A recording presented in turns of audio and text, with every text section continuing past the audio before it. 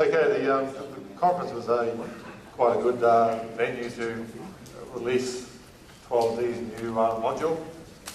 And it's the Lee doesn't know too much about this module. It's the 12D New Zealand Papers version. Now, Lane had quite a fair bit of input into this, and it's the sort of thing I think that they will be able to practice until their heart's content. It's technical, takes a lot of skill. Basically, there's a lot of 3-second penalty there if you don't shoot the sheep, and so forth. So I think all our New Zealand mates will go home with a copy of that, and I think they should do pretty well with that one. Obviously, we can have a do if we want to as well. Okay, some serious stuff. I tried to get a bit of a presentation before on visualization, and we ran out of time, and Peter from Main Roads Department delivered his presentation on it, and you can see some of the features inside 12D that we used to present the presentation. So all of those things are available. It's just a matter of, I'm just going to show you a few techniques today. We're basically going to look at first what I've sort of referred to as survey viz. Lee started to mention these 3 phases of visualization: survey, design, and then final or public presentation type of things. So it is at a stage now it has been broken down into those sorts of formats. This job here is a survey job. Now you did see Alan demonstrate, I thought, quite well. The Field 12D, the idea of picking up extruded fences and pipes and trees and all those sorts of things. Now I didn't have a Field 12D file to run on this. This is just a main roads job, and I ran all this with a mapping file, just to get an idea of what you would expect from a survey viz. Hopefully once the Field 12D is fully operational. So inside here it's just basically a matter of running a mapping file. So the mapping file is also one I'll show in the design side of things as well. But as I said, I didn't do this other than just running on the string names that were already in the survey file. So on the basic part, just took some of the names there, changed the line styles in plan view so it looked a little bit prettier. The extrusion shapes and things like that. So inside my perspective view, picked up extruded shapes for guardrails, barriers, all these trees and so forth. They're all straight out of the library extrude. They're just simply picking up all the line marking. These actual extruded shapes around here, around all the traffic islands, were the main road ones. They're all freely available for the download. Hopefully I'll mention those sort of things tomorrow. But basically just applied that curve shape to that string. Pretty well, most of this come out of the mapping file, just simply running things and colouring things and so forth. So it wasn't meant to be anything more than that, just to show that's what I would expect maybe the survey to start coming out like. And even this stage here, I ran it just with the map file, so it doesn't mean that you can't do it. There's a few colorations, things like that, colouring these polygons here and applying a texture. That's just simply underneath the superstrings option there. So there could be a little bit of post-treatment that a surveyor may do. I'm not going to say it's going to be a press of a button and everything suddenly appears for you. So there may be a few little things you may have to do like that, but you should have an idea of what is possible, I think, anyway. From the design visualization side of things, when we used to do visualization, you'd spend a bit of time in presentations like this, and I go and do something, other people prepare something, and there was a little bit of work in it. You had to think about what you're going to do, and this is prior to version 8. So with the advent of version 8, however, all the visualization and all the application through the mapping file again is all automatic. This entire job here that I've got is all out of the apply menu. Not one single thing is done in relation to post-treatment.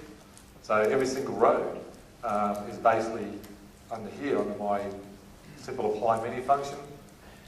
Every road has a mapping file or uses a combined mapping file.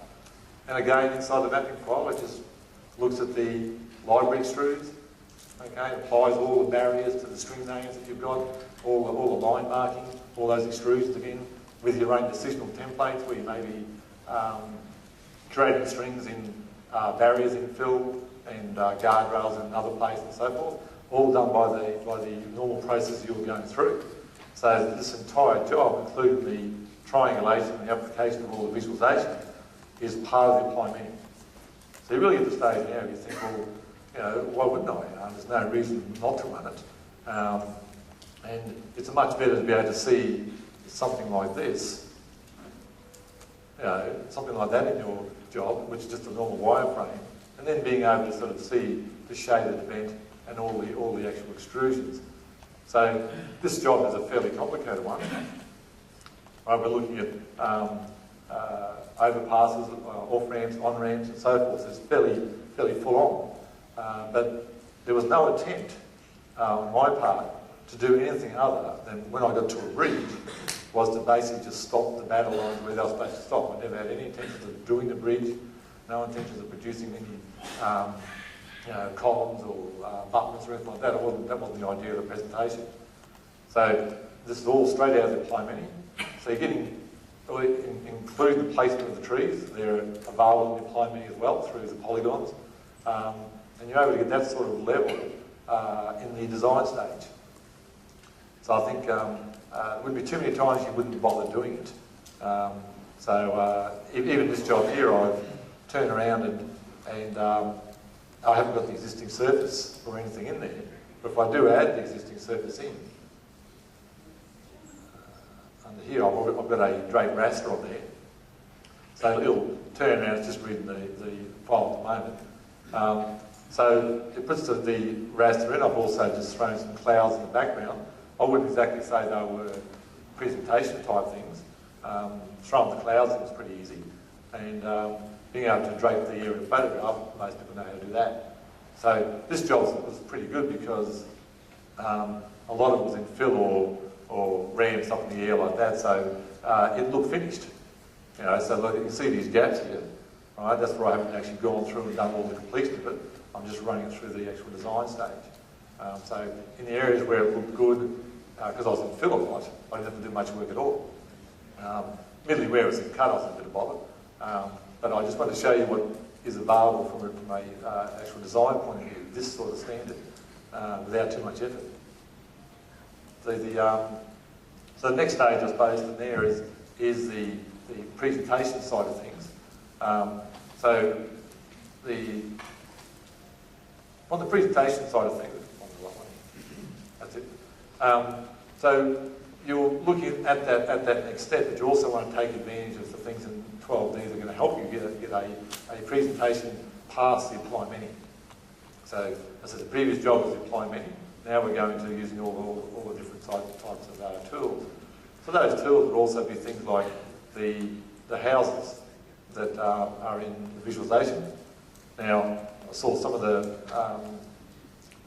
videos before where they were, probably a couple of years ago, of course. It wasn't the houses there at all.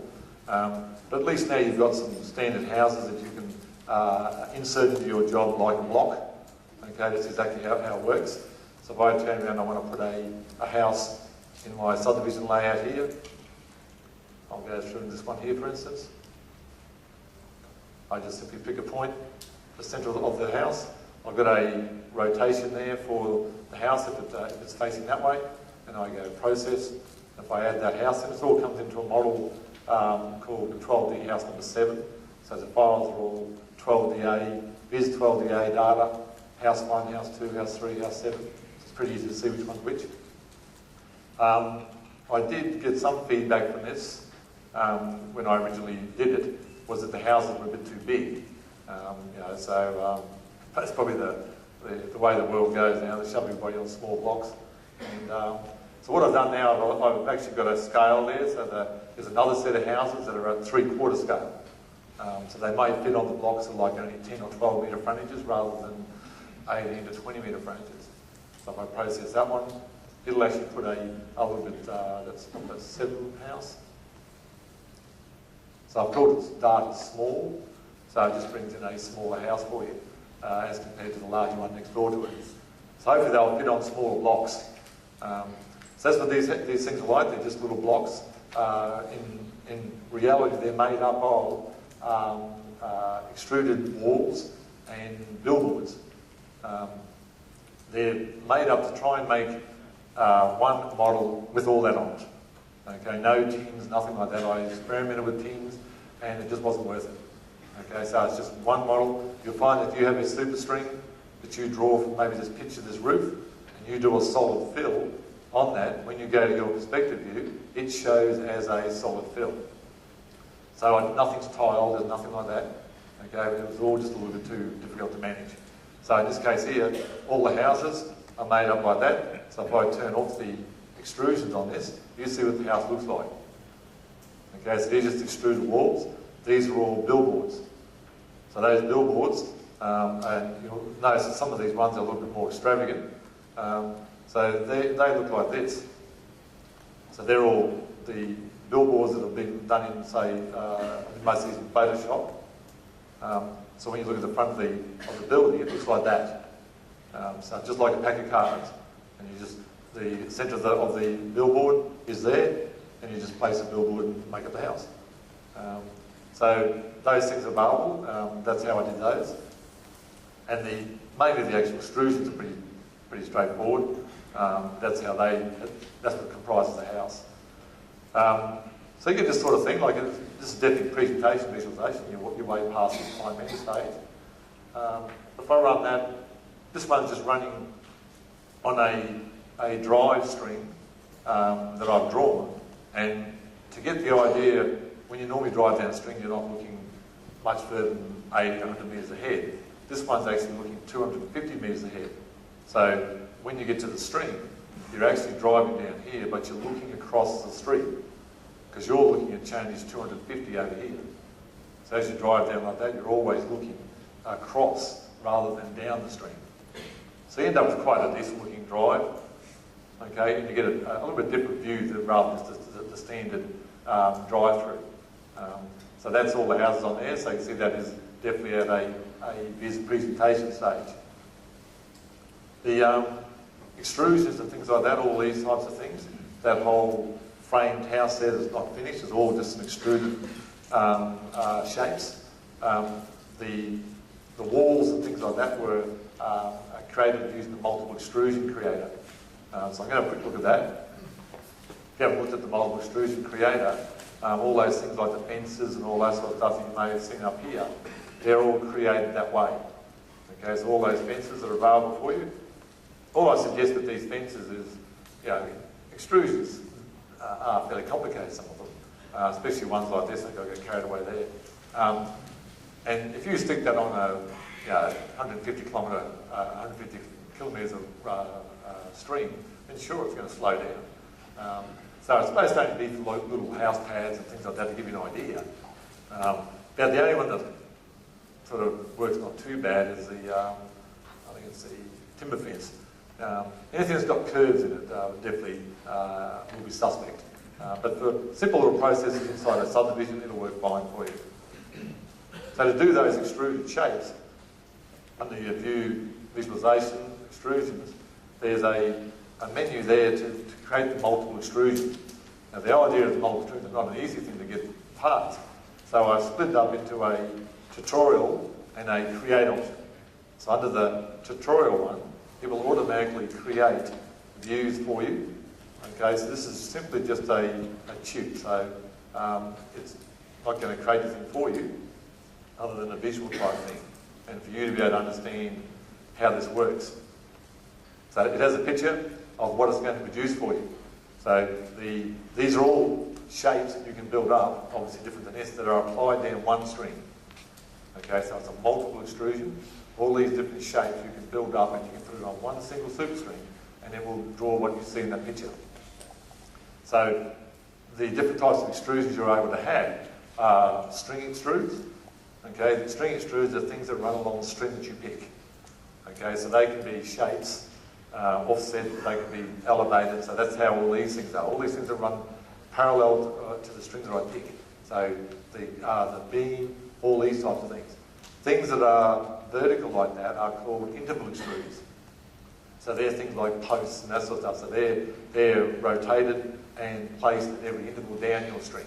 So you build up this complete big shape. So the idea to work out how all this works is to run this tutorial. So the tutorial just says create. It creates a string in your perspective view for you, and then you just go 3D view. In the 3D view, I'll turn the shade on for you. It basically then just creates the shape for you. So I go next, and it shows you the picture here which the next extrusion is going to do for you. So this one's a circle. It's got an offset above the string that you pick of 0.2 of a metre, and it's a small radius diameter. So I go 3D view, it starts to create the whole thing for you. So if I zoom in, this is what I'm creating. So as you go through, you go next, 3D view, and it just shows you that these little rails that I'm producing are only just different offsets from the string that you're going to apply this to. So you just keep on going next, and it just shows you how to draw them. So they're all the string extrudes. Now into the interval extrudes. So the interval extrudes are shapes that are down your string, and you're able to then rotate it in a matrix in the X, Y, and Z value. So you can rotate it back and forward. There is a little bit of a picture in the front part here that shows you what all those axes are about. So this is where your string direction is. So that's a rotation in the X direction. This is where the Y direction is, and that's the Z direction. So it's a bit like the old thumb rule you had like that. So it will turn around and produce these things for you. So if I want to turn around and do the post, I just go, it gives you information. The interval you want to post at, whether it's a rectangular post, what shape is it. These Y values, okay, are what it is in plan view. And the rotation, the minus 90 degrees in the X direction, rotates it up so it becomes a post. So if I go 3D view, it then puts a post in for me. So the idea is you keep on going through this, looking at these values, working out what it's doing for you, and then it just goes, builds it up as you go. So if I keep on going like that, I can do, these posts on the other side are exactly the same as these posts, but they have an offset in the Y direction, like an offset that way. So you keep on going through those and creating it all, and it gives you an idea of what that's all going to look like. So the idea is just a tutorial. But the next thing is that when you run it, is you want to be able to create your own. So when you come over here, you go create. It creates the same thing, but now you'll create your own extrusion. So if I've got my job here, and I'm going to create a pergola, if I've got time. Have I got time? Yes, I guess. Wait for the day. Alright, so I give it a name, pergola. This is going to be the post. So we'll just give it any colour at all. Okay, so these are going to be interval extrudes. Where I said the posts are things that lay on the ground like that and you rotate them up to be vertical. So they're interval extrudes. Okay, the interval of the post is every 2.4 metres. It's going to be a rectangle. The size of the post is 0.1 by 0.1. The post is going to be 2.3 metres high. Check all this. 2.35. I didn't notice. And the rotation is going to be minus 90 degrees. Remember, that's the X direction. It's going to rotate back that way. So I go create, and I go add, and it creates a post for me. So then when I come back to I want to put the beam up the top here. Okay, so I go back to the string extrude, change that to beam. And the beam is going to be a height of 2.2 metres. It's going to be a rectangle, 50 mil by 250 mil deep. Okay, so I go add, and it puts in the beam at the top. Then I go to interval, I change this to rafters. I go back to the rafters will go this way, so they're going to be interval extrudes down the string. Remember, the string itself goes this way. So anything that runs that way is a string extrude, and anything that runs the other way is interval. This is going to be a rafters every 0.6 of a metre. They're rectangular. They're going to be 0.05.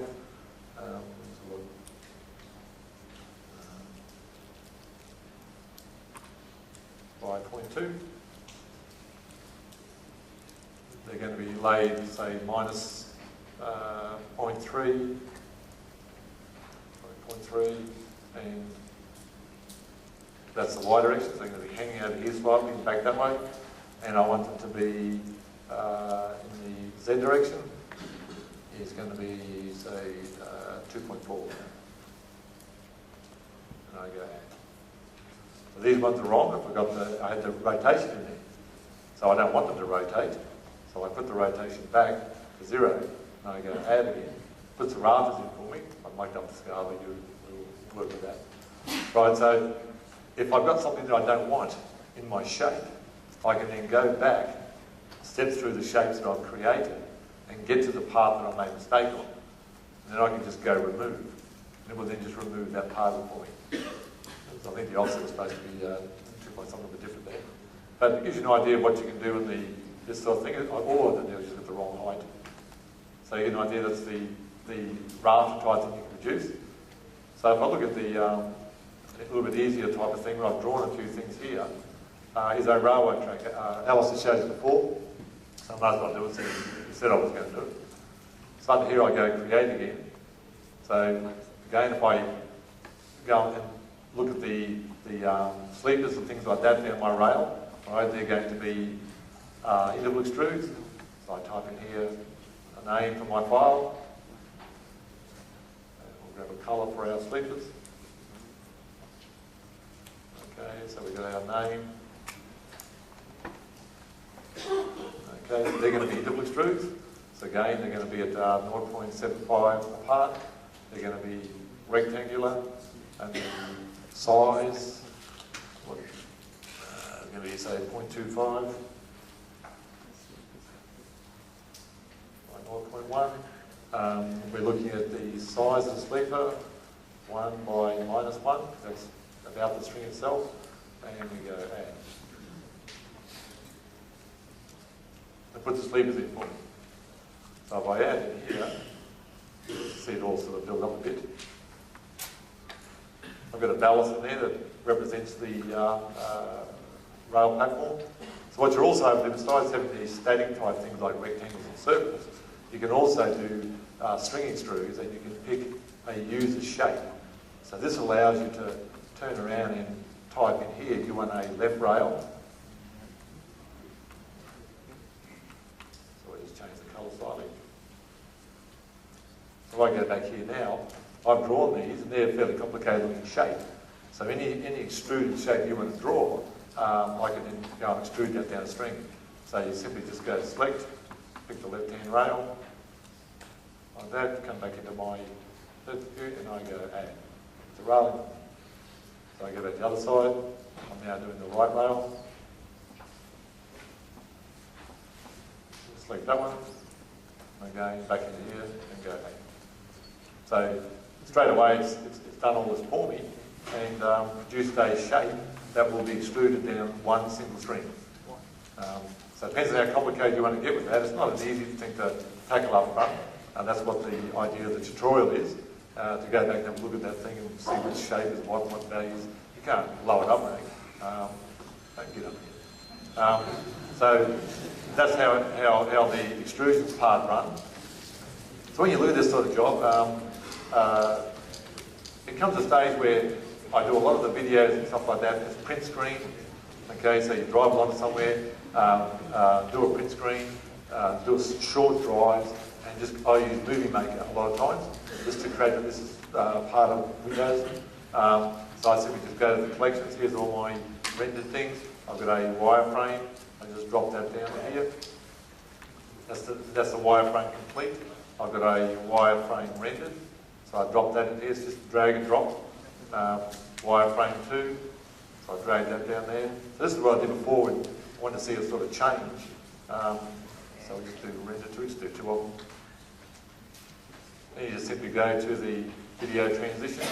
The new Microsoft has got quite a good one called White. This one here. And you drag it into there, just drag and drop the transition between the two. Come back in here, just go play, and it'll turn around and just play the image. And it does like a paint, and just paints the image straight forward for you. So it's quite handy like that. A lot of it's just drag and drop. So you don't have too much trouble with it. And same with the videos. You just drag and drop it and you do a lot of the fades. So I just find that if you don't do too many different types of fades, it's the best way. You have a whole lot of ones that do all different things, people get bored with that. So the idea is you create that, and then you put into whatever video or DVD presentation you want. I used a Mac to do this next one, much to Lee's horror. It has lots of good editing options in there to create DVDs and things like that. So a lot of the videos and stuff like that you output from Movie Maker, which can be output in AVI or QuickTime, all those sort of things, heaps of outputs. It'll then go through and allow you to put together all the menu systems. So the one you would have seen out there with the rotating cube, that's all done in the Mac. So it comes up with a pretty good presentation. You're able simply just to go through. There's the design viz one. So I pick up the design viz, and just that simple capturing a wireframe and then doing the same thing, just turning on all the shade and just doing the white between the two. Comes up with a pretty good effect, I think, anyway, and without too much effort. And I said, like, that's just the actual design job, so it's not a great deal in it. So that's just basically the general process. The menu system here is all just, you know, I suppose different people have different ideas of what looks good. You all know what I've got here looks best. But if you pick this, while you lose ones here, you can put stuff up here and so forth. This here is a trip I just went to Cairo, and this is a roundabout. It's just unbelievable, these guys. And they do all keep each other, they don't do anything else. This is a few snaps. This is the pyramids. I thought you might be interested in this. And I thought they were pretty good photos. Yeah, so the whole idea of presentation, these sorts of things here, there's lots of tools in those. You don't have to go and buy a Mac to do it all, but you know, even just with Movie Maker, you can get a pretty good result without too much effort. Even that road I showed you before was only a design viz road. It wasn't even anything more than that, but it looked pretty good. And I just picked the things that made the difference. I drove where it was in fill and things like that, so I didn't have to go and do much work on the cut part road. So that's just an idea. I think hopefully get an idea that the viz stuff is not hard, and I think with the fine minis it's at a stage where everyone really can do it. If you want to go this extra step, then it's well worth it.